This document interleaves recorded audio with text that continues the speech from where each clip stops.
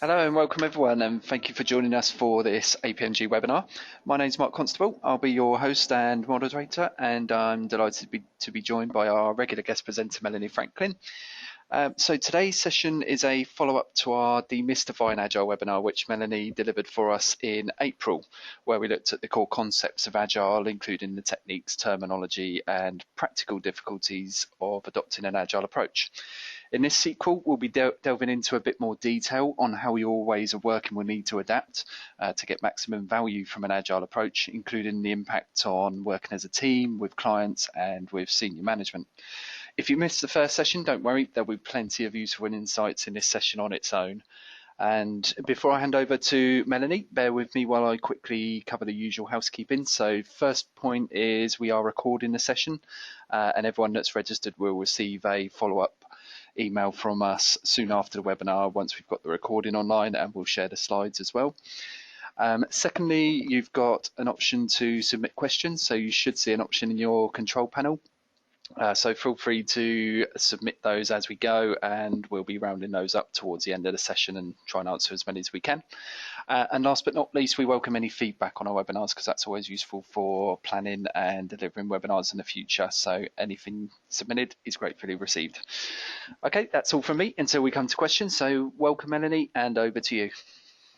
Thanks very much. I'm just feeling guilty that I haven't given you any poll questions, so we can't find out whether or not people have heard the recording of the first one, but we'll get straight into it.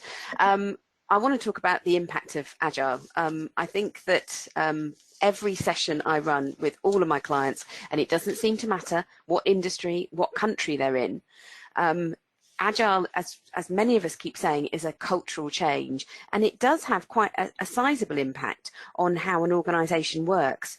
And that seems a bit strange, really, when you think that really all we're doing is just changing a process for how perhaps we do project deliverables. But I think one of the things I want to pick up from the previous webinar is that what we are creating with a really effective Agile team is a team that can churn things out sprint after sprint after sprint. So effectively what we're creating is a well-oiled production line. The thing that I think we have to think about is, what are those project deliverables doing to other parts of the business? And that's what we're going to be looking at particularly today. So the analogy that I'm going to be using is, I'm going to think about the project team as the team that's creating flat pack furniture. So it's doing all of its design and development work, and it's putting everything together and it's testing it out. But what it's then handing out to the customer is the flat pack furniture. And the thing is that the customer, whether that customer is an internal set of colleagues, or whether or not they are in what I might call near customer roles, which is that they're not directly external clients, but they are in account or relationship management roles where they have that customer facing job, or in fact they are the external customer. Whoever they are, if they are the recipient of the flat pack furniture, then they've got to find the time and the motivation to put the furniture together. So I think that gives you a sort of clear idea of the impact of an Agile team. And we're going to have a look at what the perspectives are within the team and what the impact is outside of the team. So that's my plan. So we'll look at the team, we'll look at customers, and we'll look at senior management. Because actually, if we're going to really make Agile be our new way of working, if we're going to transform and we're going to make this cultural change happen, then we cannot do it in isolation. The Agile transformations I have seen fail over the last few years have been ones where the team have got together and they've done fantastic work and they are really nailing their own productivity, but they have done it in isolation from those that they affect. And what happens after a period of time is a backlog builds up, not the usual product backlog that we might talk about in Agile, which is all of our user stories that we're going to sort of our requirements, if you like, that we work on. No, this is a backlog of actual deliverables, things where the team have created things that we've invested in that creation. We know that they're right, they've been tested, we know that they work, but nobody's using them. And that's because the customer at the end of the trail just doesn't have the time to try to fit in the project deliverables into their ways of working.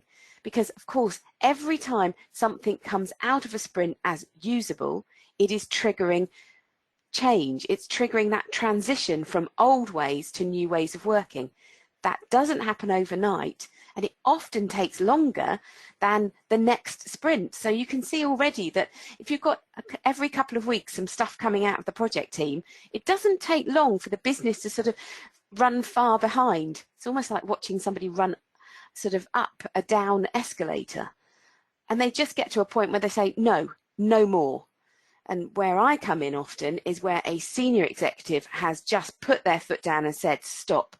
And the Agile teams that I see experience this are shocked, hurt, in that they thought they were doing so well. And yet there's this huge amount of anger and this huge amount of chaos that's built up in the business as usual environment that the executive has stepped in to stop. So I think some of the things we're talking about today are really serious for the perspective people have from Agile and the value and the use that we can get out of it. It's a great way of working, but it does require us to think about how we do things. So we've had a look at this idea of the production line. We've had a look at the idea of the flat pack furniture, my idea of hell, but it has to be done. So let's have a look now at, let's talk about the team to begin with.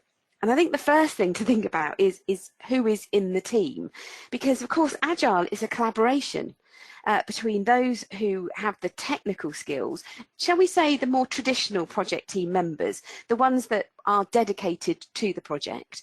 They are in that project team because they've got specialist knowledge, past experience that enables them to create things. I'm not going to talk about Agile purely as something that is used for IT projects. So I'm already thinking that these team members might be specialists in perhaps restructurings. They might be specialists in those who do new product launches, for example. Whatever it is, yeah, they're the experts and they're sort of dedicated to the project. So their perspective and in fact their objectives and what they're incentivized to do is about creating the outputs from the project. But we also know that we need feedback. We need a constant dialogue between those who are going to use what's created and those who create it. And so this community map that I've put up, it's from the Agile Change Management textbook. And it's just trying to highlight that, you know, there are those, you know, when we've got processes in the middle there, that's the work that happens within the business as usual environment. And on the left, there's those who actually do it day to day. But of course, there's always supervisors and managers who are sort of overseeing that kind of work. But there's also within that right-hand box, you have auditors, you have regulators. So wherever there is work, there are people doing the work, but there are also people overseeing it. So already I start to question, who is interacting with the project team? Who is, if you like, the getting the voice to the product owner or the business ambassador if you've done Agile PM, and thinking sometimes we need to make sure that those in a supervisory or audit perspective, their voice is also heard. If you look above and below those processes, you have the inputs and the outputs to them, and they come from different suppliers. So again, if we are affecting any aspect of a process, its inputs or its outputs, we will have to take the suppliers with us, or we'll have to take the customers with us down the bottom there. And again, they can be internal or external.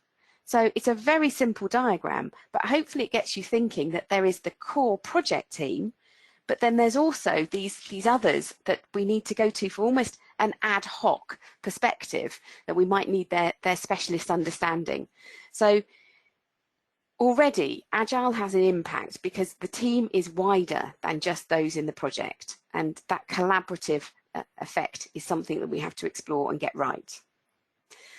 The other thing that I think is really crucial is that within that project team, whether you've got developers or whether you've got specialist creators, you've got business analysts, you've got testers in there, you've got a project manager or a team leader who's running the team day to day. But on the right-hand side of this diagram, their emphasis is on creating something new. They make enhancements and improvements. They have new ideas. They are the source of innovation, if you like. And that is actually what the team is set up to do, and that is what the objectives of the team members are.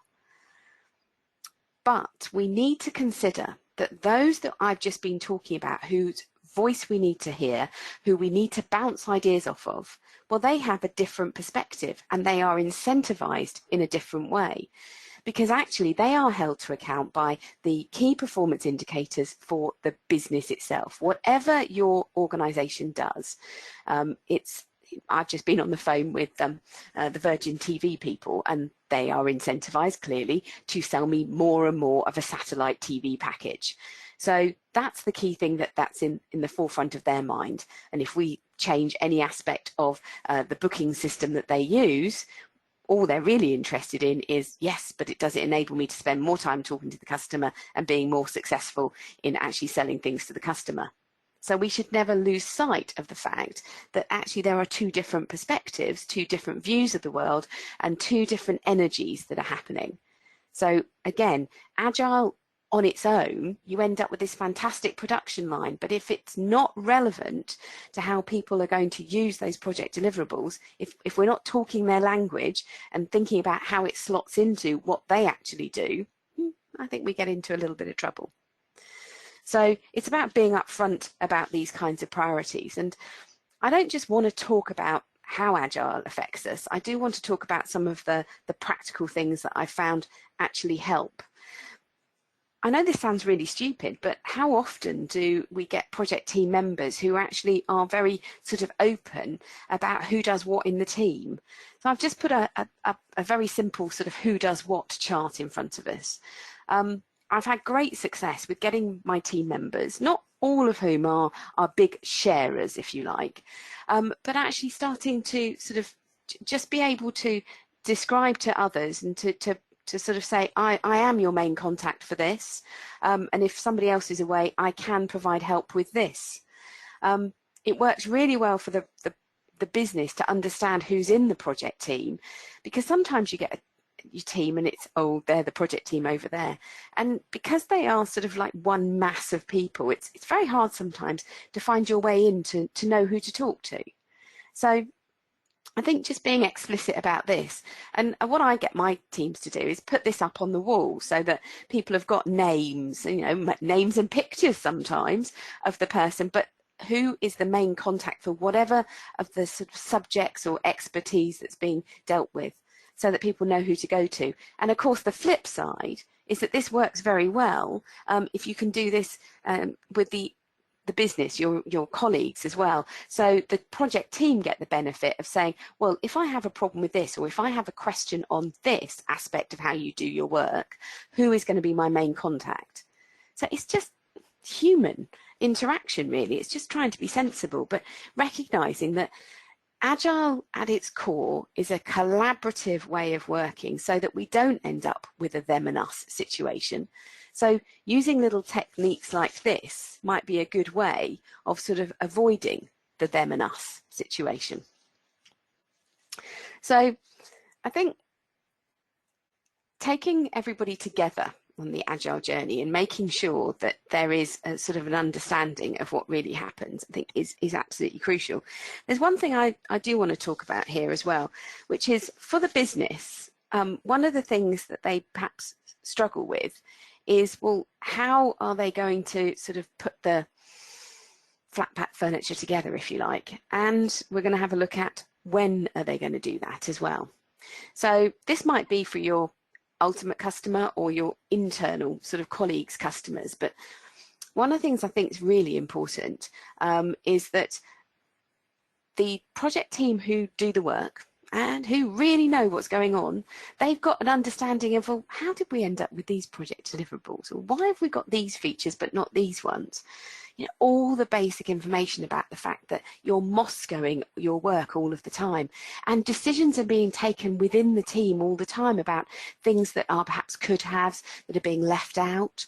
Maybe it's actually been quite hard to create the work. So some of the must-haves have taken longer, that's pushed out some of the could-haves and maybe even some of the should-haves. But actually being able to, when the work's handed over, explain some of that to those who are affected by the project deliverables, who are impacted by them, can actually clarify the questions in people's minds. I'm no way implying that, you know, a project team should be giving a blow-by-blow account every single day of what decisions they have taken back to the business. That would sink everybody. But I do think there's something in there about being able to provide context. I've tried it a variety of different ways, and what I've found is that this is something that needs to be done in the moment of delivery. If you sort of say, oh, we'll do all of that at the back end, well, that's exactly the argument why we got rid of we brought testing forward in Agile. We don't create everything and then test everything and then hand it all over in one big lump. That's all the old waterfall approaches.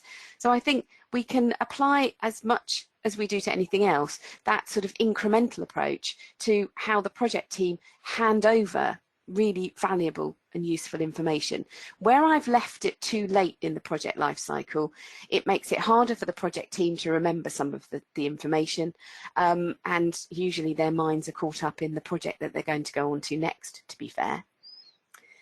The other thing is that I think it's a more accurate and honest way of planning any sprint if you are saying, look, we create work, and we test work, and we also pass on valuable information about the work.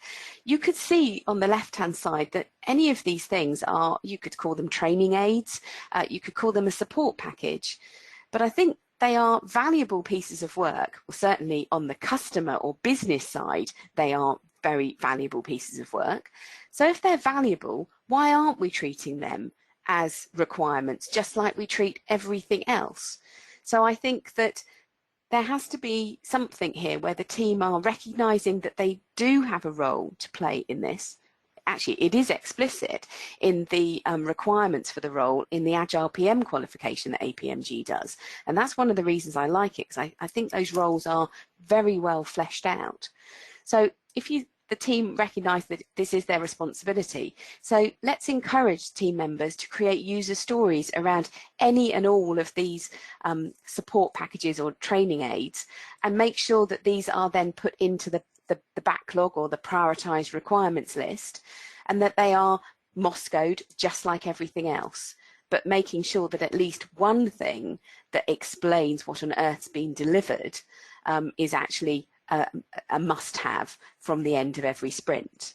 And in this way, then those that are perhaps the direct recipients, the end customers, or those near customer relationships, things like the account managers, understand not just what's been delivered, but why what they've got's been delivered, and maybe why other things haven't been delivered because they were lower priority.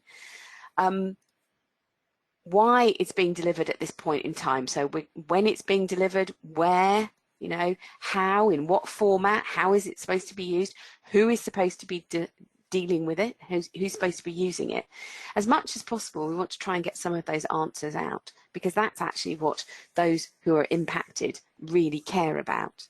So again, it's about, when you move into agile ways of working, it's about thinking, how can I take everybody else with me in a non-threatening, in fact, in a very helpful way? So collaboration sometimes gets abridged to being, oh, well, I collaborate with the business. In other words, I feel I can go to them and ask them specific questions about my project deliverables. But I'm talking about collaboration in a, actually, we're genuinely here to help each other, and we're genuinely here to make this work. So I think this is really important.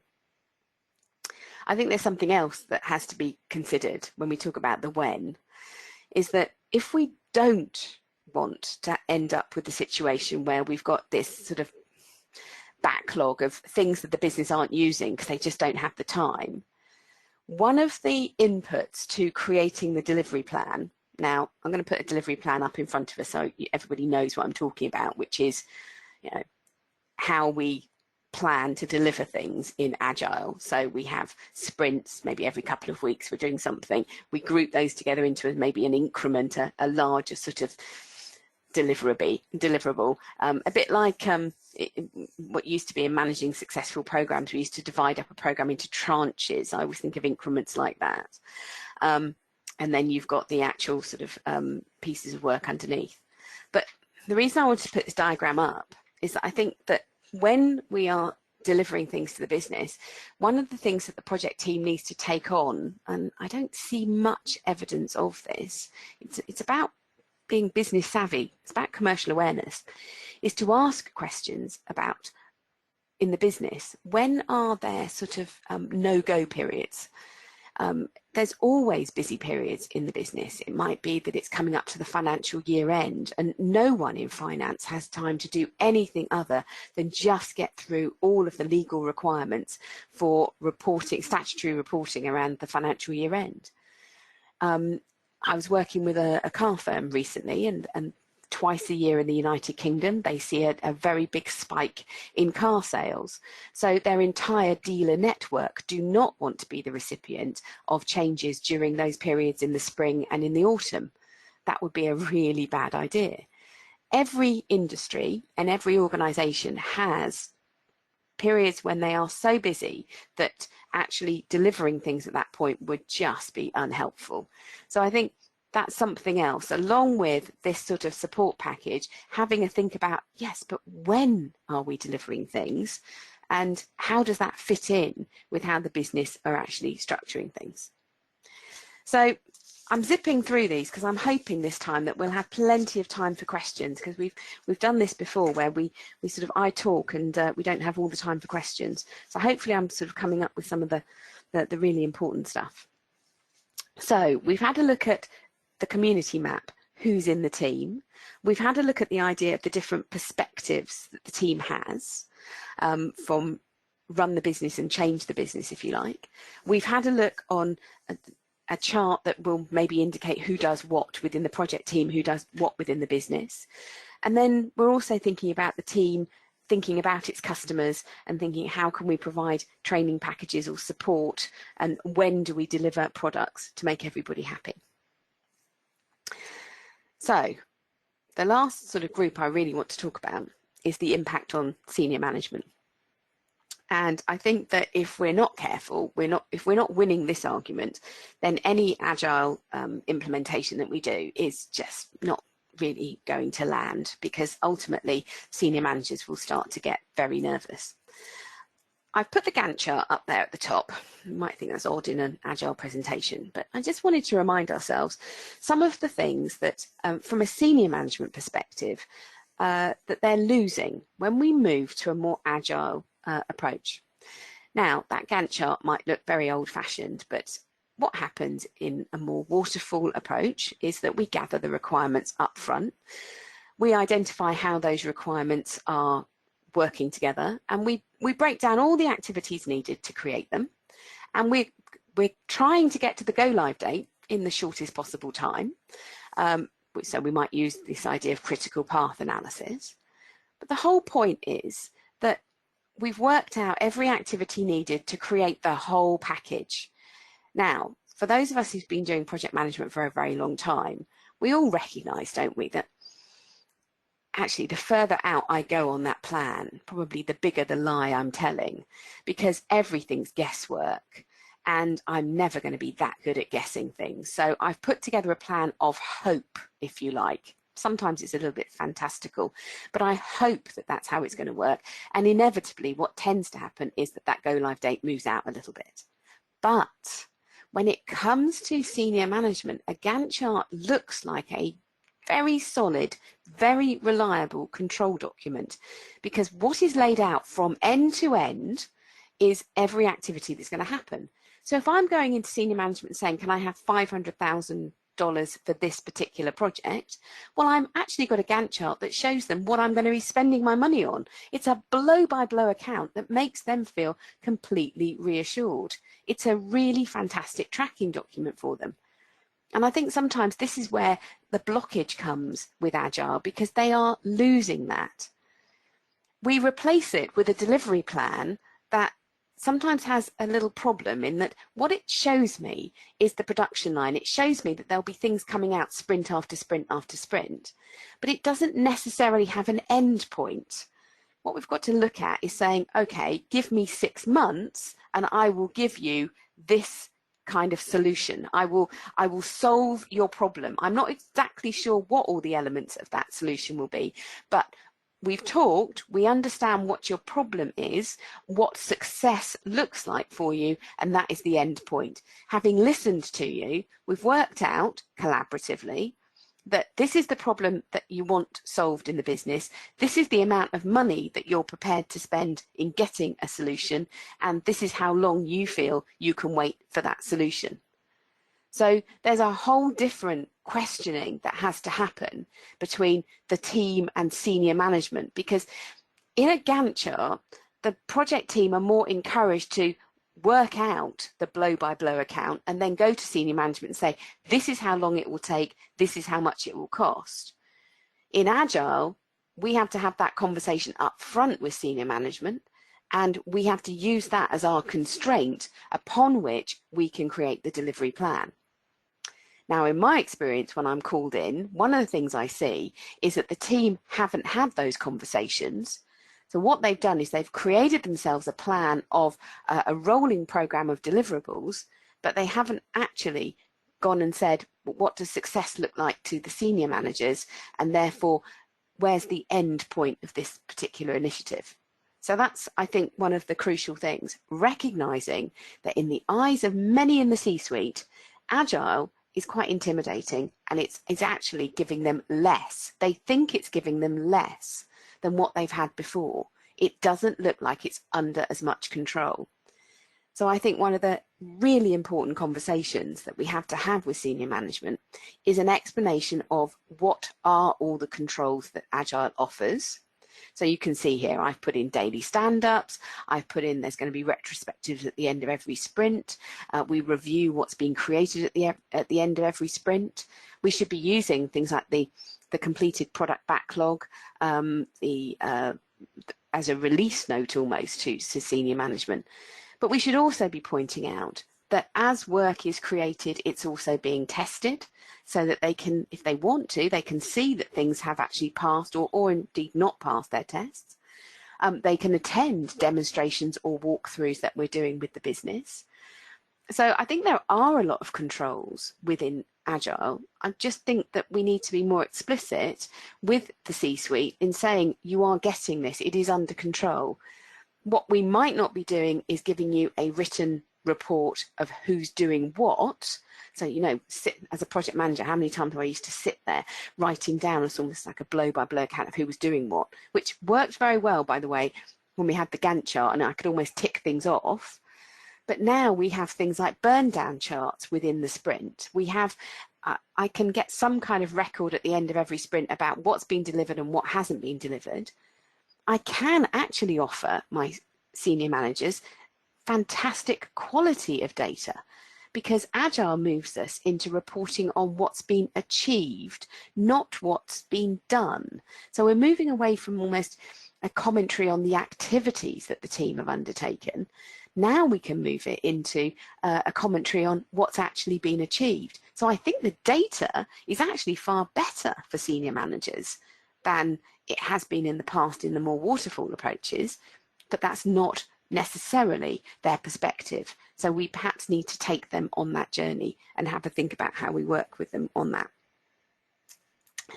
So all of this is a really, if you think about what I'm saying, there's an awful lot in here which is about conversations. You know, it's about how do we sort of explain to the business what we're going to be doing and when we're going to be doing it. How do we explain to those who might be on the periphery of the business, maybe in audit functions, supervisory functions, about how they're going to be affected? How do we explain to senior management how we're going to be working and reassure them about the controls? So the thing I wanted to talk about in its most practical sense is thinking about this idea of contracting conversations, having a real conversation with other parties about, first of all, how the team intends to work. And I think that means that sometimes we have to explain a little bit about what Agile really means, and what the impact will be. So if we're talking to the business, it's explaining about who are the different roles, what's the timetable that the business are going to experience for delivery. Take into account those sort of no-go areas when perhaps the business is so busy. We think about how we might do things that that don't impact the business, and we might put some enablers as the outputs for certain sprints during the really busy times, and then the direct deliverables to the business can be put into the less busy times. We also transfer information, that training package about how outputs can be used, so that they are fully informed. I mean, one of the easiest things to get wrong is if you want somebody to start working in a different way, but you haven't really told them enough, then they're just going to sit on the sidelines and they're not going to change their ways of working. You know, it's too risky. So I think the project team having a conversation with parts of the business and saying, this is how we work, how do you work? You know, asking them about their busy periods, what their concerns are about integrating the project deliverables into their new ways of working. So there's a big conversation to be had there. And of course, the benefit is that the project team get information from the business about, for example, how do they want to be kept informed so that they can take decisions? And in fact, how are they planning to take decisions? When the project team want to hear about whether or not a feature is critical, or whether it's less important, or how it might affect the business, you know, on what timely basis can the project team talk to members of the business? Are they attending every daily stand-up or scrum meeting? Can the project team just drop into the business? Are there times of the day better to do that? I mean, we are talking here about human interaction. These are conversations about, hey, this is what I've got to get done. What have you got to get done? How can we work together to achieve it? So there is something in there about bringing the project team members together with those that they are affecting. And on the flip side, I think we have to think about the conversation with senior managers.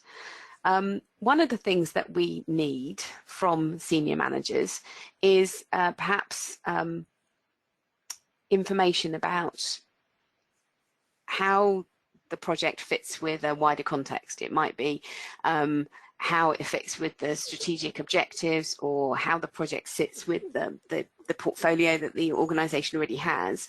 That gives background to why a senior manager might suggest that something needs to be added to the scope or de-scoped, for example. So the senior managers in the sponsor role, for example, have a great deal of really useful information. They've got a lot of information about perhaps how they like to take decisions, what information they need as the absolute minimum before they take a decision, how they like to receive that information. Do they like a face-to-face briefing, or do they like to have documentation that sets everything out? In order to get to that point, I think maybe the project manager, or in fact the entire project team, can sit down and have a chat and get to know the senior manager, the sponsor, and talk about the sort of when they're planning to do things in terms of that timetable for delivery, and what they think the impact of those deliveries will be on the business, the who's doing what in the team role, so that there's some clarity over that, so that the senior manager really knows what they're paying for, I suppose. But there's Peter Block has done quite a lot of work in change management, and he's talked about the sort of these contracting conversations as a way to sort of overcome negative perspectives, or a feeling that, oh, I'm just going to resist this because I don't really want to get involved. That you actually have to go out and have a chat and have a frank exchange of information about how you're all going to work together. And I think for me, this is what's so important in Agile, is that if you have a team that goes off in isolation and starts perfecting its ways of working, its Agile ways of working, but not taking others with it, then it's on course for failure. And I have worked with a number of teams who've gone down that sort of myopic route. They've been so concerned with the velocity of the team. They have an Agile or a Scrum coach who's helping the team work better together and take on their roles.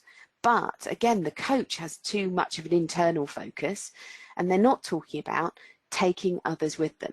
This is a change to what the business can expect. It's a change to what senior managers can expect. So I think we just have to think, how do we take others with us? Now, that was a quick zip through so that we've got some time for questions as opposed to running over at the end. I suppose the big question mark is, have we got any questions? Yeah, hi Mel. Just a couple at this stage. This one goes back probably 15, 16 minutes in. Did you say Moscow in your work? If so, what does that mean? I might have misheard. No, you're right. I did say Moscowing. What I was talking about I was talking about, I was talking about it here, wasn't I? And I was talking about how this is about work, and Moscow stands for, it's a prioritization mechanism. So we're talking about, is this stuff must have or should have or could have or indeed won't have this time? It's just a way of identifying how important something is in the total deliverable. So understanding what it is what problem you're trying to solve or what opportunity you're trying to exploit, you work out what are all the elements to that solution. The team use their specialist knowledge to be able to do that. But we can't have everything in this world.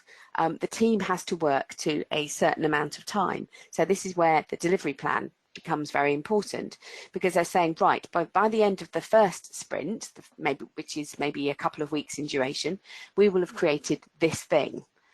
You work out all the things you need to do to create this thing. And we talk about must-haves. Must stands for minimum usable subset. Another phrase in Agile is minimum viable product, or indeed minimum shippable product. But the idea is that whatever you're creating, let's say you're going to create a new target operating model for the business. Well, there's an awful lot of information that you could provide to me on that. You could do me return on investment models. You could do me new sets of processes, new standards, new policies, new KPIs, new competencies for staff. So we might look at all of those things and say, well, okay, but if this is about actually the target operating model, how the organization operates, what's core to us? What's the absolute core? It might be that we have our refined processes, we might have our standards and policies, and we think, well, we'll worry about the competencies for staff and all the staff issues later. So those elements of the processes, the standards and policies become the must-haves. And then we look at some of the things like the competency model for staff and think, oh, we can live without that. We might think that's a could-have. It's not that important. We think about the new key performance indicators and think, oh, we should have those.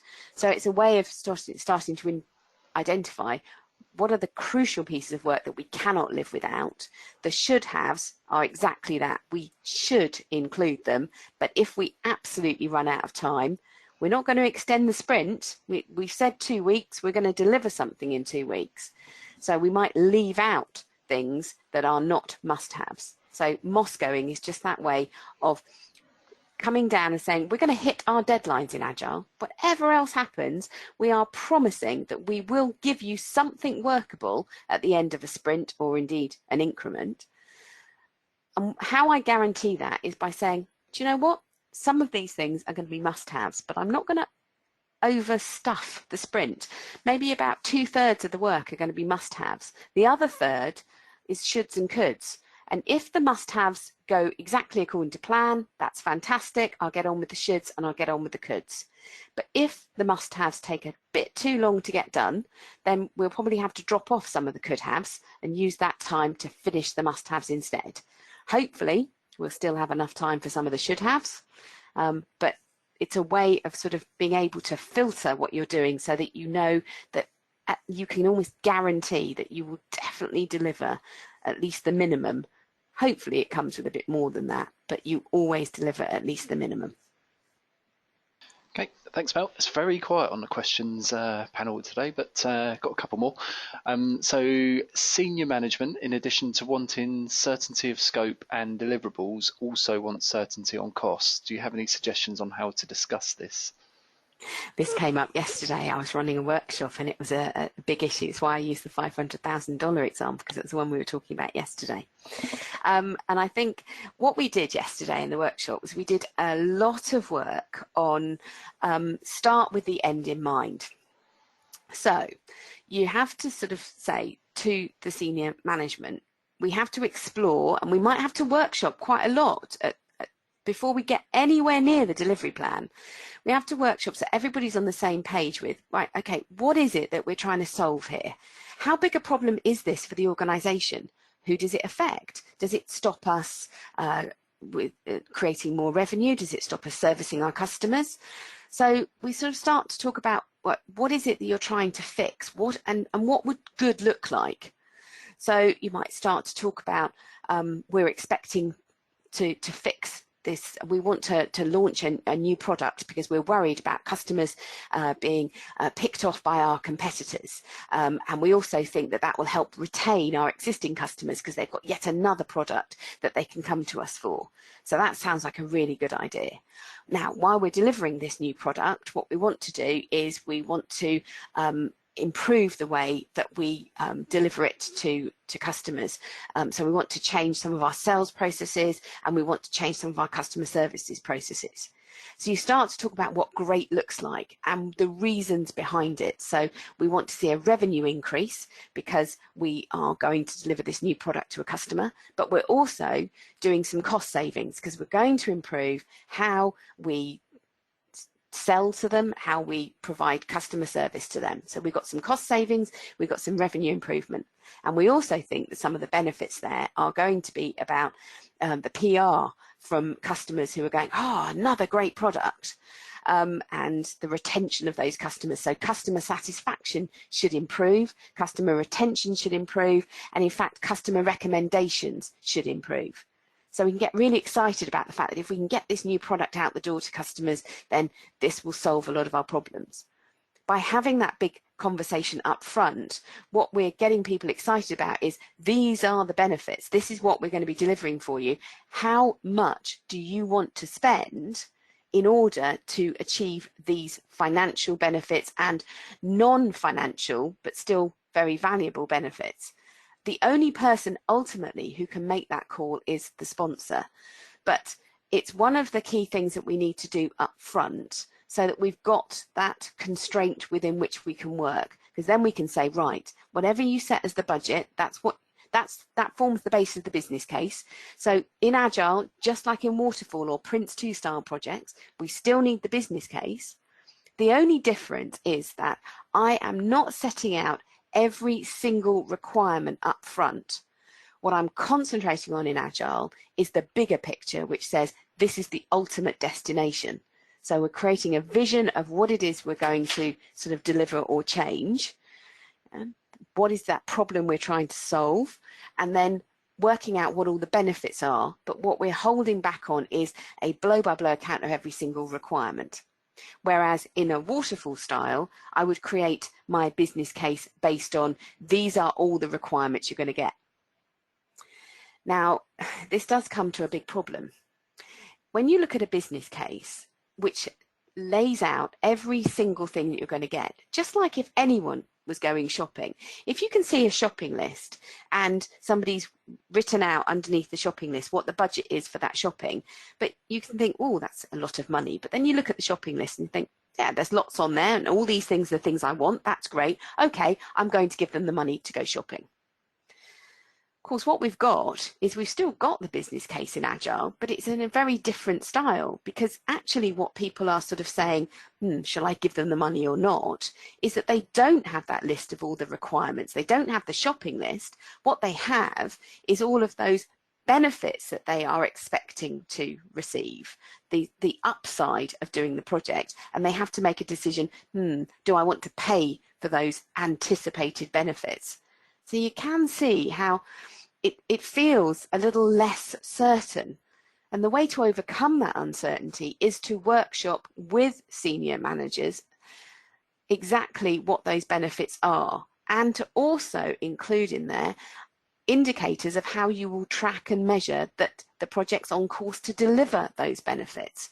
So if you really want to get sign-off and investment for an Agile project, I think we do have to spend a bit more time on the old-fashioned benefits management stuff. We have to say, right, if we're expecting to see £1 million worth of revenue as a result of launching this product, so let's break that down on a month-by-month basis. Let's break that down into, well, how many customers would we have to have sold this product to actually get that revenue month on month? and then start to break that down to sort of weekly targets and targets for the sales team so that you can actually be tracking those measures. So I think there is something in here around, it sort of forces you to do an awful lot of things that we used to leave to the very end. You bring them forward in Agile. You bring them up front because you're still creating a business case, but you're creating it with slightly different emphasis, and therefore it needs more information. Okay, thanks, Val. Next one's around sprints and deliverables. Just lost it for a second. So how do you manage sprint review and move into the next sprint while not all deliverables have been achieved or not achieved to the required quality? Do you stop or carry on to the next sprint? Well, if I give you the textbook answer, you stop and you go on to the next sprint, and then there's good reason for that. So let's have a look at it. So let's say that I think the thing is, this comes down to sort of management of the sprint as well, is that you've got a range of things that you've done, and as you're delivering them, you're testing them, and some of these things aren't meeting their test requirements. You've got to have a really good handle on why not, especially if there's more than one of them that's not meeting it. Where are we going wrong? So we do have to, and that should be within the sprint even, we should be having that conversation. But it comes back to, if we haven't, some of those things that are failing are could haves and should haves, then we are going to be delivering what I think of as a really skinny deliverable. It hasn't got all the extras on it at the end of the sprint, but if it meets those must-have requirements, well, then it's done and dusted. And what the textbook suggests is that you should then move on. It's annoying, really annoying, that you've put effort into something. It's almost there, but it hasn't met its testing requirements. And you think, well, you don't discard it, but you put that piece of work back into the prioritized requirements list or the product backlog as a distinct piece of work, because if you are going to pick up and run with it again, you've probably got some rework to do, and you're going to have to put it through testing as well again. So it requires resources. So you don't just add it to the next sprint, because that would potentially blow apart the work you're supposed to be doing, what you're supposed to be creating that sprint, because you're getting so far behind. So it goes back, and you can look at it then and go, okay, in the cold light of day, although we've sort of spent time on it, it is sunk costs, it's done, it's dusted. We'd really like to have finished it off. Emotionally, we have a tie to wanting to finish it off. But you think, actually, in the cold light of day, it's not actually that important to what's coming up next. We've given them a sort of skinny version of the first deliverable, and that seems to be going well. We would love to have added these other things to it, but we didn't. They didn't go well. So let's learn the lessons from why it didn't go well, so that we don't have the similar failures in this next sprint, and then we move on. But hopefully you can hear in my voice the real pain of that. And I think really talented team leaders and project managers in Agile are able to help team members pass that emotional barrier of saying, but I just want to get it right, let me just finish it. And saying, yeah, well, that ship has sailed. Put it away. Stop worrying about it, put it back in the list. If it becomes important, it might pop up again in a later sprint. But for now, it's not really at the top of our priority list. So let's get back to what's really at the top of our priority list. But you do have to do quite a lot of coaching and hand-holding in those situations, because I have actually seen people who are so sort of upset that their work hasn't passed testing, that in the second sprint, for example, they are doing their work, but they are sort of staying late or coming in early and still trying to have a go at the thing that didn't work the first time. So you have to be alert to that, I think. Cool. Thanks, Val. The next one's around capturing requirements. Are there any other methods as well as user stories? Well, I think there are lots of methods for capturing requirements. Because I think because the requirements are about saying, in the future, this is what I'm going to need, this is why I'm going to need it, and this is why it's going to be useful, this is why it's valuable. I absolutely love the structure of user stories, because I think they're so valuable, because it says, so whatever my role is, so we're clear about who is going to be the beneficiary, I need So we're very specific about what's required, and so that we're very clear about what the benefits are. So I absolutely love the structure of that. But where I think you need different methods is the way in which you get people to identify those things and say, this is what I'm going to need in the future. This would actually make a real difference to how I work. And one of my absolute favorites is doing scenarios where we pick a specific situation. I think there's always two choices. It can be a very common situation, so that it would have, whatever ideas we come up with will affect quite a volume of our work. Or if you think you've covered the sort of the basics, and you're thinking, what about the exceptional items? Then you can pick some situations that are rarer. They don't happen that often, but when they do, they're quite complex, they're quite involved, how you have to sort of work with some difficult customers perhaps, or complicated situations, and actually walk through the situation to see, well, what would we need to be really effective here? And those kinds of, I sometimes run those sessions as we develop the scenario and actually run it like a dress rehearsal for a play, where people are sitting around, they're reading out parts of the scenario that affect their job. And as we do that sort of walkthrough, people pop up with all sorts of creative ideas. I found that to be really impactful in getting some creative ideas about because the whole idea of this is that we don't want people to come up with too many ideas too late. We want them to have really thought through, what is it that you need from us? What are the project deliverables that you need that will make your work the best? So I'm a really big fan of the scenario walkthroughs. And obviously another simple one is, just making sure that everybody's got a pack of post-it notes, and up on the wall they are working out step by step what things they do to make something happen. So you've got sort of step by step the activities that they carry out, and then you can pose questions about, well, what information do you need to carry that out? In what format do you need that information? How up to date does that information need to be? Where do you think that information should come from? So you can often use the process, step-by-step processes up on the wall as a good jumping off point to ask lots of questions. And by asking those questions, you can discover more requirements. So I think it's not that, I don't see the need for any different format on user stories. I think that's absolutely, it's simple but so effective. But I think where you can be creative is how you get the input to that. After all, user stories are just a format for the real content. And the real content is the things that people want that will enable them to work differently and to work more effectively. Great, thanks, Al. This next one's a good one. So how often do you end up only delivering must-haves under the Moscow approach, and how do you manage the individuals in the project team or the business to avoid this situation, as surely they focus on the most important things and probably over-resource or over-engineer these at the expense of the expendables? I think I was talking yesterday in this workshop I was running about the fact that sometimes you have to be quite careful about who is perhaps refining all of the requirements, who's actually doing a lot of the prioritization work. Because where I've seen it go wrong is where you have somebody who we might be talking about the business analyst or the product owner, whoever in your organization is sort of keeping an eye on the priorities. It might be the project manager. But if they are coming at it from purely a sort of technical perspective, then what you can find is that a lot of requirements end up in the must-haves column that actually aren't must-haves as far as the business is concerned. They are must-haves from a technical excellence point of view that actually would make this really, really great. But it's not actually what the business need.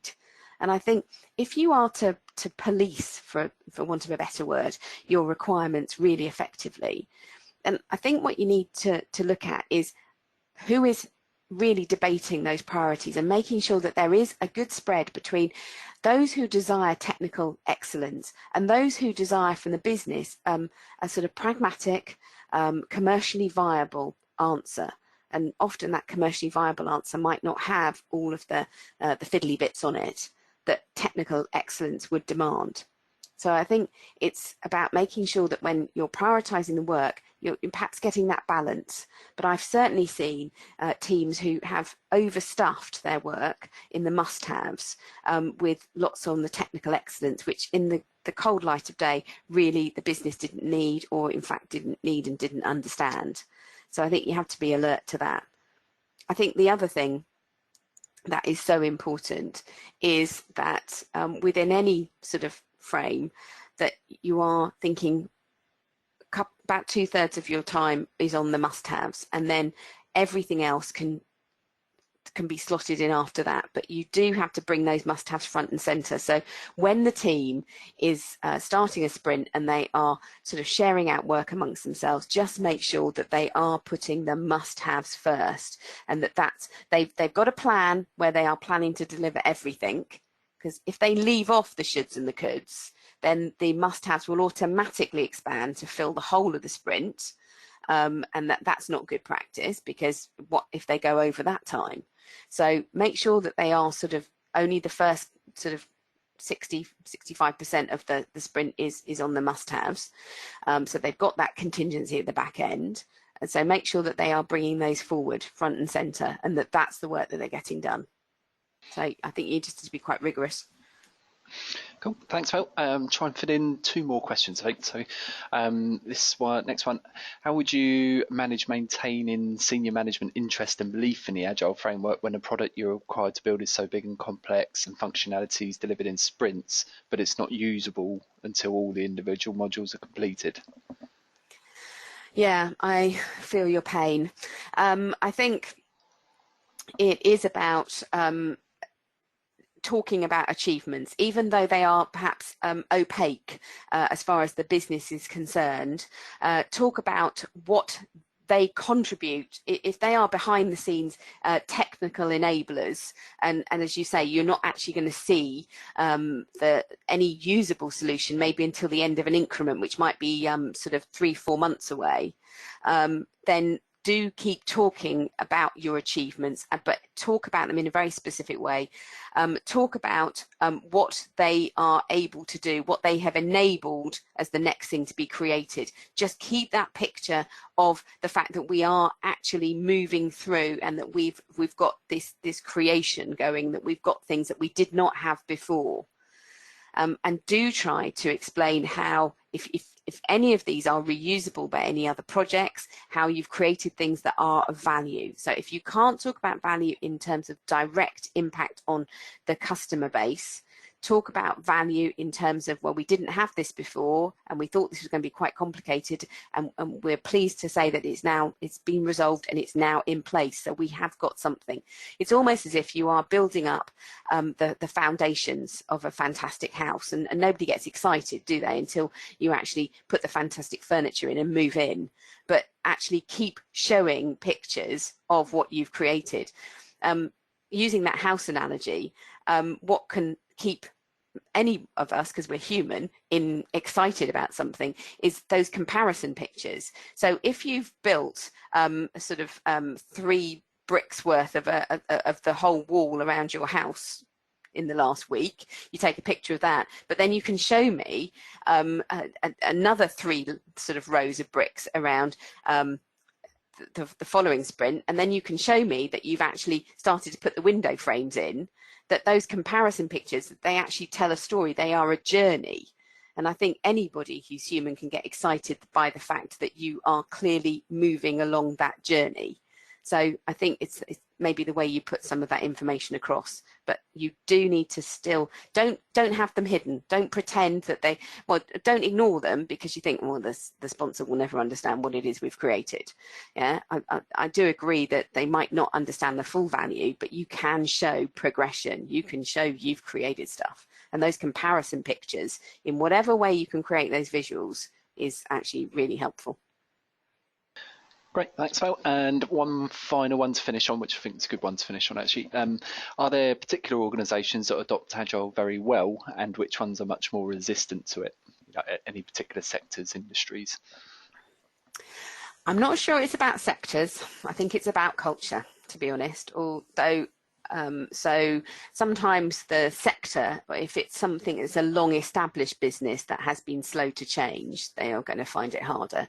But the reason I said it's about culture is that one of the things we were talking about in our workshop yesterday was how the collaboration that I've talked about here and those contracting conversations particularly, what underpins all of this is trust and respect and a willingness to hear the views of others.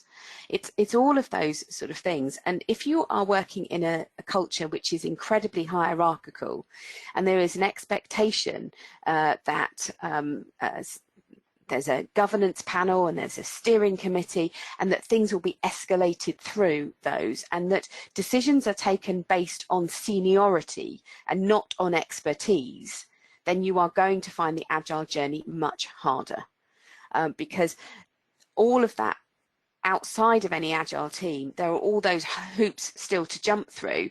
Well, those hoops do not really lead themselves to this kind of delivery plan. And I think that's where the problem lies. It's because Agile it's a change in terms of how I engage with very senior managers. I need a timeliness in their decision making. That they might not be used to. They might have a PA who polices them, access to them really, really strongly. But the team are going, well, we need to be sure about, should we include this in the scope or not include this in the scope? This is a major change. You need to get hold of your sponsor almost instantly for that to happen. Otherwise, the sprint runs late and therefore the increment runs late.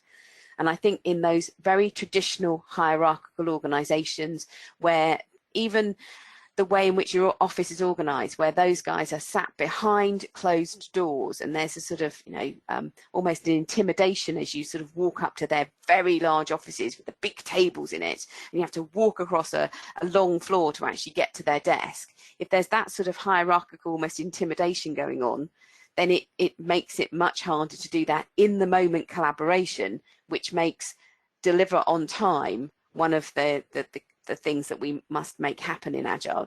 It makes that incredibly difficult.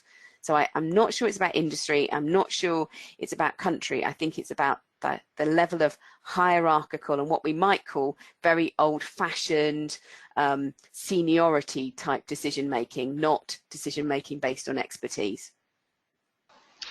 Okay, fair. Thanks, Mel. I think we just crept over our hour, so we better start wrapping up there. And you thought there wouldn't be any questions? Yeah, it was looking that way for a moment, but yeah, they soon start coming in. So yeah, we've got a few further info links on the screen, which we'll leave as we close.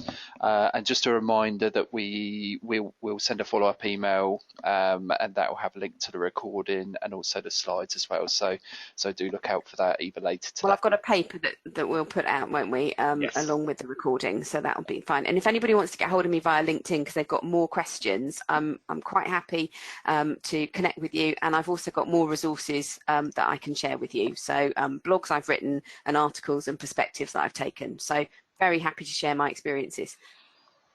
Great, thanks, Mel. So just leaves me to thank everyone very much for attending. Thank you for taking time out of your schedules to join us. I sure hope it's been worth it and you've got some good value and insights from the session. And thanks, of course, to you, Mel, as ever, for your insights and expertise. So thanks again, everyone. Enjoy the rest of your Friday and the weekend ahead. Bye-bye.